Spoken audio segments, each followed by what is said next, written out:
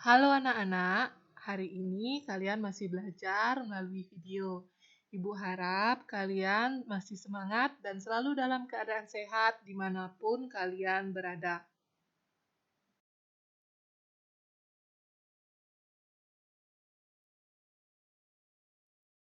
Hari ini kalian masih belajar di tema 3, benda di sekitarku. Subtema 2, aneka benda di sekitarku. Sekarang kita ada di pembelajaran 5. Hal yang akan kita pelajari di pembelajaran 5, yang pertama sifat benda gas, yang kedua pengukuran berat, dan yang ketiga kegiatan gotong royong. Benda gas ada di mana-mana. Contohnya udara yang kita hirup. Setiap hari kita menghirup udara. Udara termasuk benda gas. Dapatkah kamu melihat bentuk udara? Bentuk udara tidak dapat dilihat. Udara hanya dapat dirasakan. Namun, ada benda gas yang dapat dilihat. Contohnya adalah awan dan asap.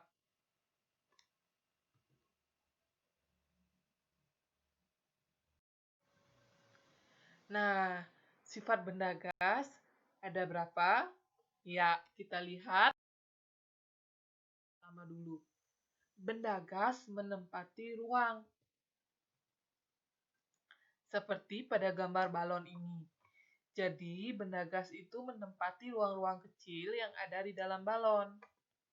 Kalau lebih luasnya, kalian alami sendiri, yaitu benda gas menempati kamar kalian, menempati ruang tamu kalian, dan menempati seluruh bumi.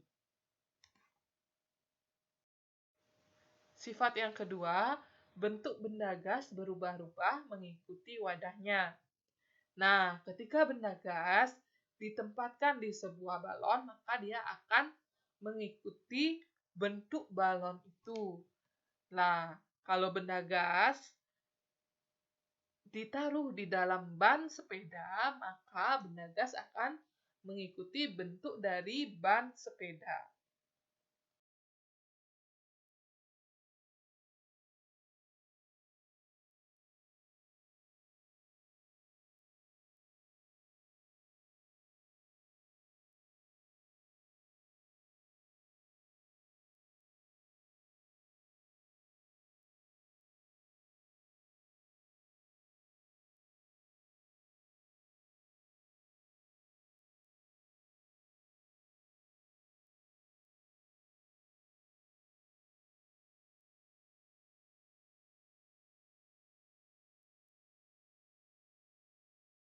Nah, benda gas memiliki massa. Itu adalah sifat benda gas yang keempat.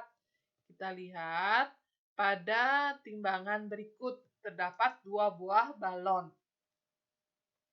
Nah, pada balon yang di sebelah kiri, kalian bisa melihat paku di bawahnya dan balon itu ditusuk.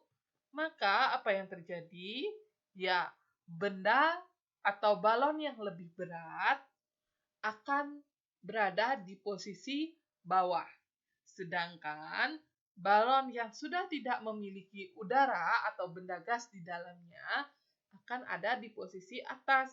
Hal ini menunjukkan bahwa balon yang di dalamnya terdapat benda gas memiliki massa atau berat.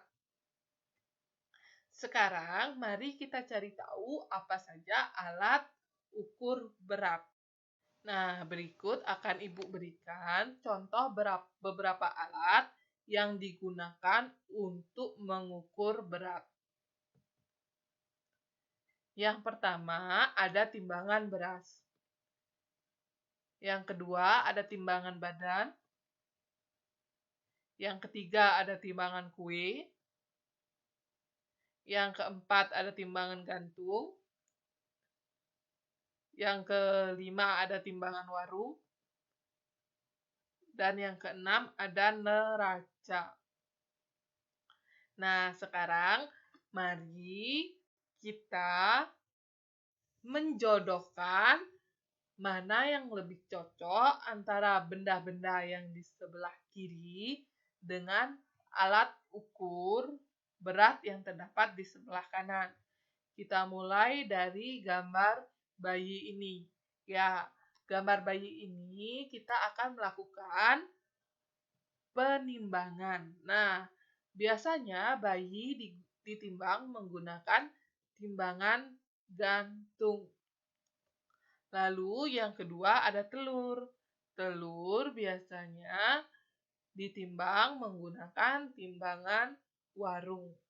Lalu yang ketiga ada perhiasan yang terdiri dari kalung, anting-anting, cincin, dan gelang. Ya, perhiasan ini ditimbang menggunakan neraca. Selanjutnya terdapat tepung. Nah, tepung adalah bahan dasar kue. Maka timbangan yang tepat adalah timbangan kue. Dan yang terakhir terdapat sekarung beras. Maka penimbangan yang digunakan adalah timbangan beras. Sekarang kita lihat timbangan berikut yang di atasnya sudah terdapat buah jagung. Nah, di sini kalian akan membaca berapa berat jagung yang ditimbang. Ya, kita lihat jarum merahnya itu menunjuk pada angka 5 dengan satuan kilogram. Maka berat jagung itu adalah 5 kilogram. Hari Minggu, Dayu dan Ibu membuat masakan istimewa. Dayu membantu Ibu menimbang bahan-bahan yang diperlukan. Dayu menggunakan timbangan kue. Untuk memasak kue, Ibu menggunakan kompor gas. Kompor gas memerlukan tabung gas. Tahukah kalian di dalam tabung terdapat LPG? LPG atau liquefied petroleum gas adalah benda berwujud gas. Gas ini dimanfaatkan untuk bahan bakar. Kelebihan pemakaian LPG dibandingkan bahan bakar lainnya banyak. Misalnya kayu bakar ataupun minyak tanah. Kelebihannya yaitu mudah dalam penggunaan, lebih bersih, dan lebih praktis. Nah, ini adalah beberapa gambar dari tabung LPG.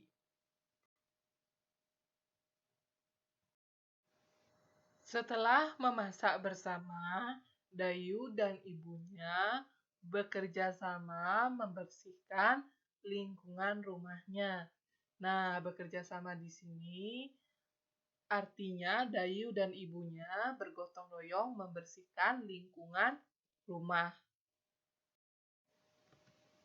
Kegiatan gotong royong merupakan pengamalan sila ketiga Pancasila. Bunyi sila ketiga Pancasila adalah Persatuan Indonesia.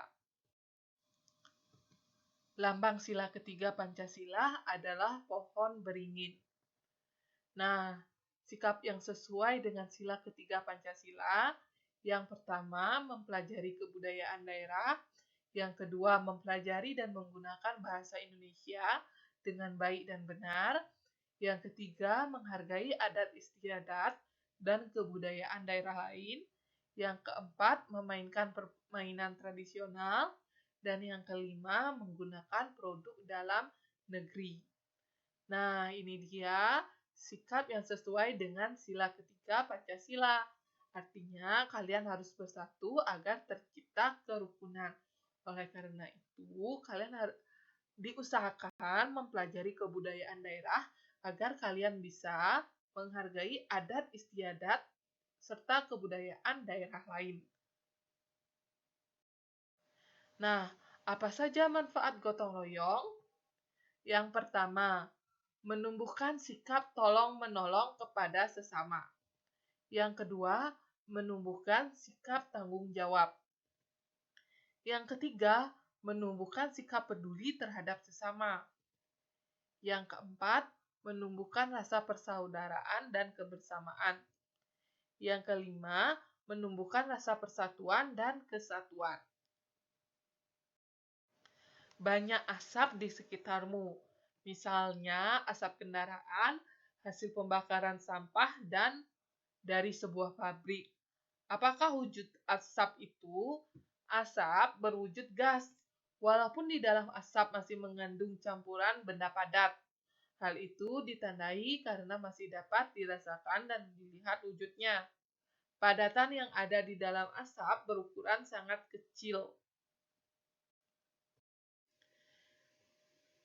Sekarang kalian lihat pada buku tema 3 kalian halaman 105. Di sana terdapat teks bacaan yang berjudul Presiden ajak masyarakat gotong royong tanggulangi kebakaran hutan. Berita ini diterbitkan pada Rabu 23 September 2015 pukul 19.25 waktu Indonesia bagian Barat. Nah, berita ini sudah dilihat sebanyak 7.054 views. Banjarbaru, Antara News. Presiden RI Joko Widodo mengajak seluruh lapisan masyarakat bergotong royong dalam menanggulangi kebakaran hutan dan lahan sehingga dampak buruknya bisa dikurangi. Masyarakat harus bahu-membahu membantu, karena gotong royong adalah jalan keluar menanggulangi kebakaran hutan dan lahan. Ujarnya di Banjarbaru, Kalsel, Rabu.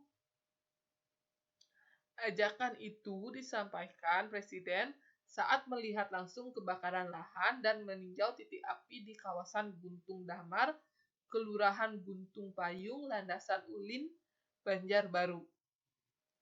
Presiden meminta masyarakat ikut berperan aktif mencegah terjadinya kebakaran hutan dan lahan sehingga dampak buruk berupa kabut asap tidak merugikan banyak pihak. Dibutuhkan kesadaran masyarakat menjaga lingkungan agar terhindar dari pembakaran lahan, di samping kesadaran tidak membakar lahan dan semak di sekitarnya. Jadi, gotong royong tidak hanya sebatas di lingkungan rumah atau keluarga, lingkungan sekolah, lingkungan masyarakat, tapi juga bisa dalam tingkat negara. Oleh karena itu, kita harus membiasakan diri dalam melaksanakan kegiatan gotong royong. Sekian penjelasan Ibu pada video ini. Ibu harap kalian bisa memahami apa yang sudah Ibu jelaskan. Terima kasih.